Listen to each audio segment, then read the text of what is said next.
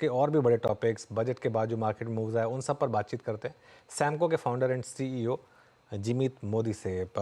और आपको याद होगा सैमको से हमने बात की थी, उनकी जो एक कैंपेन थी कि ट्रेडिंग को लेकर जो थी कि ट्रेडिंग बुरी नहीं है, वो काफ़ी हिट हुई थी।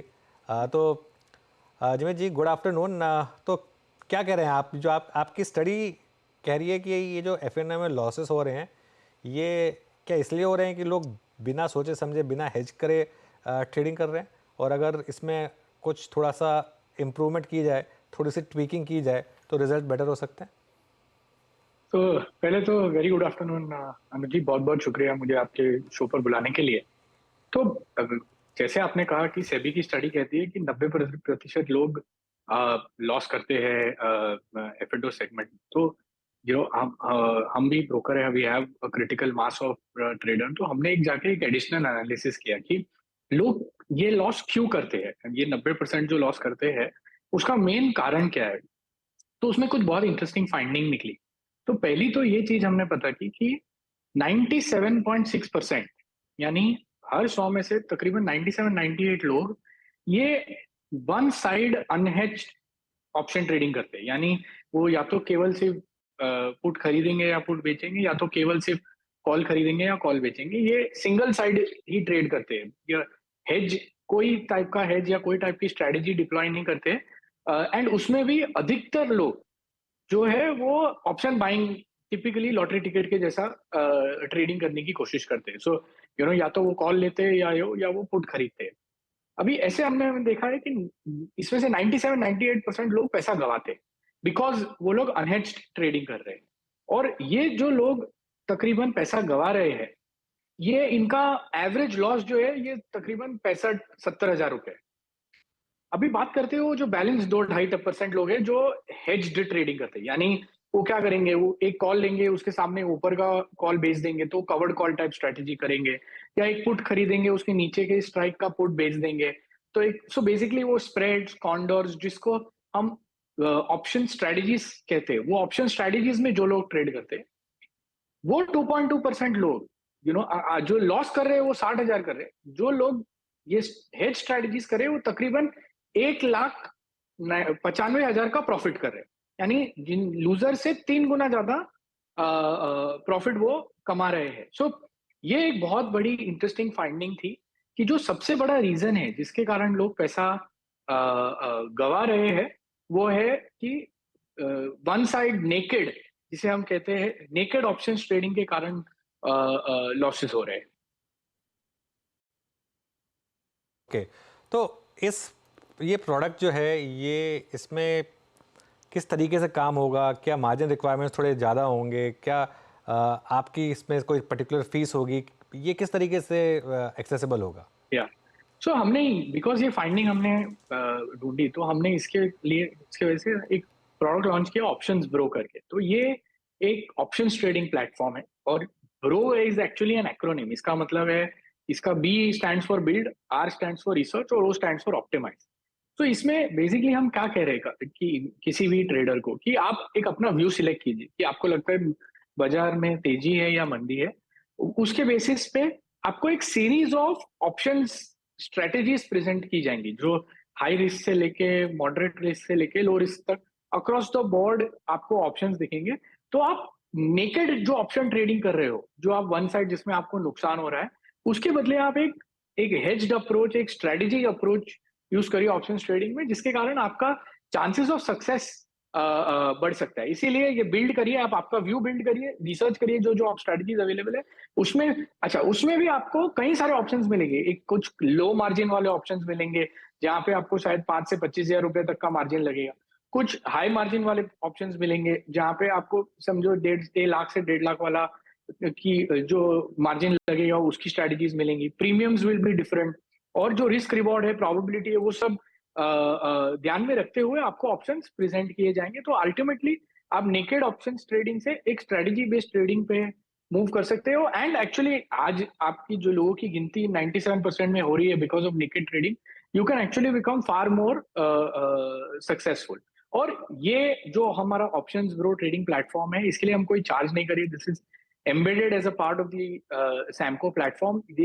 इसके लिए हम कोई एडिशनल फीस नहीं ले रहे। जिमित जी, मतलब टेक्निकली आप एक सिंथेटिक ऑप्शन, मतलब सिंथेटिक फ्यूचर्स क्रिएट कर रहे हैं। मैं ये जानना चाहूँगा, ये अवेलेबल सिर्फ इंडेक्स पे होगा या फिर स्टॉक्स पे भी होगा? क्योंकि स्टॉक्स पे ये भी होता है कि जिस कॉल को मुझे राइट करना है वहाँ पे लिक्विडिटी परसिस्ट नहीं करती, तो इसका ढांचा क्या होगा? So actually fantastic question. So ये जो पूरा प्लेटफॉर्म है ये बिल्ट है इंडेक्स ऑप्शंस के लिए भी और स्टॉक ऑप्शंस के लिए भी। तो जैसे आपने राइटली कहा कि कई सारे स्टॉक ऑप्शंस में लिक्विडिटी नहीं होती है, तो ये जो सिस्टम है जब आपको स्ट्रेटजीज बिल्ड करके जो स्ट्रेटजी के ऑप्शंस प्रेजेंट करता है, वो ऑटोमेटिकली लिक्विडिटी का फिल्टर लगाता है कि कौन से स्टॉक ऑप्शन की स्ट्राइक में ओपन इंटरेस्ट है, किस में टर्नओवर हो रहा है, जो लिक्विड है। तो लेट्स से अगर आपको इस पर्टिकुलर स्टॉक पे भी आप अगर बुल कॉल स्प्रेड करना चाहते हैं, तो प्लेटफॉर्म आपको जो लिक्विड ऑप्शन स्ट्राइक्स है उसी का कॉम्बिनेशन रेकमेंड करेगा। वो आपको इलिक्विड जो स्ट्राइक्स है वो ऑटोमेटिकली एक्सक्लूड हो जाएंगे। तो वो सारी चीजें, वो सारी इंटेलिजेंस एक्चुअली वो प्लेटफॉर्म में बिल्ट इन है। एंड सी होता क्या है, ऑप्शंस बहुत ही कॉम्प्लेक्स सब्जेक्ट है, इसमें इतनी सारी चीजें है, आईवी है, डेल्टा, गामा, वीगा, थीटा से लेके स्ट्राइक, लिक्विडिटी, ओआई। और एक रिटेल ट्रेडर ये सब चीज को ध्यान में रखते हुए जो सही स्ट्रेटजी है या सही सिंथेटिक स्ट्रेटजी है वो पिक नहीं कर सकता है। तो वो हम एक्चुअली लाखों कंप्यूटेशन करके सिंप्लीफाई कर रहे हैं, ताकि इन्वेस्टर सिर्फ, ये ट्रेडर सिर्फ डिसीजन ले कि भाई मुझे ये करना है या नहीं करना है। ना कि उसको एक एक चीज देखनी पड़े, क्या चीज लिक्विड है, क्या चीज लिक्विड नहीं है। एंड वो सब हमने ऑटोमेटिकली ध्यान रखा हुआ है। अच्छा जिमित जी, इसमें एक चीज़ है, अब सेबी का जो कंसल्टेशन पेपर है उसमें कह रहे हैं कि भाई हम एग्जैक्टली अगर एक कॉन्ट्रैक्ट 30 लाख 20 लाख तक पहुंच जाएगा। अब क्या होता है कि आपने जो प्रोडक्ट डिज़ाइन किया है इसमें एक ऑप्शन राइटिंग भी है, और एक्सपायरी के दिन अगर मार्जिन बढ़ गया और ऑलरेडी 20 लाख का कॉन्ट्रैक्ट है, देन इस प्रोडक्ट की एग्जिस्टेंस पे प्रश्न चिन्ह नहीं आ जाएगा? और फिर उसको कैसे आप संभालेंगे इस प्रोडक्ट को आप उस वक्त, या फिर सिर्फ ये करंट फ्रेमवर्क में रहेगा? नहीं, सो इनफैक्ट एक्चुअली जो सेबी के कंसल्टेशन पेपर के जो रिकमेंडेशंस है उसके आने के बाद तो ये प्रोडक्ट की इंपॉर्टेंस या रिक्वायरमेंट और बढ़ जाएगी। क्योंकि क्या है, आज के तारीख में आप समझो निफ्टी का जो लॉट है वो निफ्टी में तकरीबन 18% मार्जिन लगता है। लेट से अगर किसी का कोई 5 लाख का लॉट है, 5 लाख पे 18%, 90,000 रुपया होता है। ये 5 लाख का लॉट जो भी साइज होगा वो 20 लाख का लॉट हो जाएगा। अभी मार्जिन तो 18% ही रहने वाला है।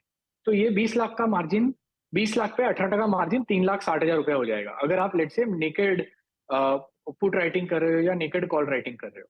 तो 3,60,000 रुपया बहुत बड़ा मार्जिन होता है for an entry level retail trader. तो आप इसके लिए क्या कर सकते हो, बट अगर आप इसको एक हेज स्ट्रेटजी में कन्वर्ट करते हो, लेट से अगर आपको कॉल राइट करना है बट आप उसके सामने एक ऊपर का पुट ले लेते हो एंड टू सम एक्सटेंट आपका जो टेल रिस्क है उसको हेज कर देते हो, तो ये जो आपकी मार्जिन की रिक्वायरमेंट है, बिकॉज आपने हेजिंग की है, ये 3,60,000 से मार्जिन की रिक्वायरमेंट 80,000 रुपया आ जाए। तो इन आर माइंड ये जो कंसल्टेशन पेपर के बाद जो चेंजेस लागू होने हैं उसके बाद ये जो हेज स्ट्रेटजी अप्रोच है, बिकॉज हेज स्ट्रेटजी क्या करता है, वो रिस्क कम करता है, रिस्क कम करता है, ऑटोमेटिकली मार्जिन कम हो जाता है। तो ये नए कंसल्टेशन पेपर के बाद ये प्लेटफॉर्म की इंपॉर्टेंस और ये प्लेटफॉर्म की महत्वपूर्ण बहुत बढ़ जाएगी, बिकॉज जो कम मार्जिन का जो मार्जिन का बैरियर है वो स्ट्रेटजी अप्रोच में कम हो जाएगा, बट नेकेड अप्रोच में 3-4 गुना बढ़ जाएगा। जिमित, ये इस प्लेटफॉर्म की सक्सेस रेशियो आप हमारे साथ शेयर कर पाएंगे? अब तक कितने लोग यूज कर रहे हैं, किस तरह का मुनाफा एक्चुअली कमा पाए हैं? सो अब हमने the data that we have observed in the beta phase over the past 2 months, हमने देखा है कि जो प्लेटफॉर्म यूज नहीं कर रहे हैं वो तो 90% लॉस कर रहे हैं, पर जो प्लेटफॉर्म यूज कर रहे हैं उसमें the ratio of success is actually move to 55-60%। यानी जो लोग platform use, option trading at the end of the day risky तो है, बट जो 90% लोग लूज कर रहे थे वो रेशियो से कम होकर तकरीबन 40 से 50% पर आया है। जो हमने देखा है कि जो लोग फ्रॉम अ नेकेड पर्सपेक्टिव से हेज स्ट्रेटजी की तरफ जा रहे हैं उनको काफी अच्छी सक्सेस देखने को मिल रही है। अच्छा, मैं ब्रॉडर मार्केट पर एक पर्सपेक्टिव लेना चाहूंगी। कंसिडरिंग इस मार्केट की वॉलेटिलिटी में आप ये दूसरा विकल्प दे रहे हैं ट्रेड लेने का, लेकिन इस समय ट्रेंड क्या पकड़ रहे हैं आप? क्या आपको लग रहा है कुछ कंसोलिडेट करेगा, कुछ इन्हीं लेवल्स इस 400-500 पॉइंट की रेंज में मार्केट घूमता हुआ दिखाई देगा, या फिर आइदर साइड ब्रेक होने के चांसेस हैं? और जिस तरह से आज बिकवाली आ रही है, डर यही है कि हम फिर से शायद वो 24,000 की तरफ अग्रेसिवली टूटते हुए दिखाई दें। सो ऐसी ऐसा हमारा मार्केट का व्यू है ये है कि जो अभी लास्ट मंथ हमने 25,000 का पीक देखा, उसके बाद now we have gone into a bull market correction. So जो पिछले 1-1.5 साल से, इनफैक्ट फ्रॉम मार्च 23 से जो हम एक कांस्टेंट वन साइड रैली देखी है हमने पिछले 14-15 महीनों से, वो रैली में एक कंसोलिडेशन और एक correction. So by no means हमको लगता है कि we are going to see a crash और a bear market of sorts, but एक healthy 7 to 10% correction from the peak को हम रूल आउट नहीं करेंगे। सो आई मीन 25,000 का जो टॉप्स था वहां से I would not rule out कि मार्केट एक बार over the next couple of months 23,000 या 22,500 तक भी करेक्ट हो जाए, और उसके बाद वहां पे एक अच्छा बेस फॉर्म होने के बाद ये बुल मार्केट रिज्यूम हो सकता है। That is the view that we have. We don't think that ये कंटिन्यूड, ये अभी तक जो हमने सिचुएशन देखी है पिछले 14 महीने में, हर करेक्शन 5 दिन 10 दिन 5 दिन 10 दिन में ये खत्म हो जाता था। हम एक स्विफ्ट करेक्शन देखते थे और बुल मार्केट रिज्यूम हो जाती थी। आर व्यू इज दैट ये बार अगले 2-3 महीने के लिए, जब तक यूएस इलेक्शन खत्म नहीं हो जाता, जब तक वो सर्टेनिटी नहीं खत्म हो जाती, this is probably going to be a slightly longer both time and price correction. ये इतना जल्दी भी खत्म नहीं होने वाला है, और ये शायद थोड़ा डीपर भी रहेगा इसके पहले वाले करेक्शंस के कंपैरिजन में। और क्या आपने कुछ स्टडी की है कि अगर करेक्शन होगी तो उसको कौन लीड करेगा? क्या बैंक से लीड करेंगे या कुछ और लीड करेगा, या अक्रॉस द बोर्ड आप करेक्शन देख रहे हैं? So I think banks definitely are the weakest of the lot. So अगर हम एंटिसिपेट करते हैं कि 7 to 10% करेक्शन हेडलाइन इंडेक्सेस में आएगा, तो banks will probably correct 1.5 times more than that. So banks में you could see another 12 to 15% odd correction. And ये जो करेक्शन के फेज है, essentially I think from an investor trader point of view, ये phase में जो leaders उभर के आएंगे वो होंगे जो एक्चुअली ये करेक्शन में कम गिरेंगे। तो our view is that there are certain sectors जो अभी भी स्ट्रेंथ दिखा रहे हैं ये करेक्शन में, and probably will continue to show strength. तो जहां आपको स्ट्रेंथ दिखती है, जहां पे आपको ड्रॉडाउन कम दिखता है इस करेक्शन में, वो एक्चुअली अगले 12 से 18 महीने के लिए इमर्जिंग सेक्टर या फोकस सेक्टर रहेंगे। And banks, our view is that it is banks और फाइनेंशियल्स एक्चुअली पूरा ही pack, excluding the wealth management and AMCs, but NBFCs है, हाउसिंग फाइनेंस कंपनीज है, बैंक्स है, इन सब पे अच्छा खासा प्रेशर रहेगा, एंड ये प्रोबेबली लैगार्ड्स रहेंगे अगले 6 से 12 महीने के लिए।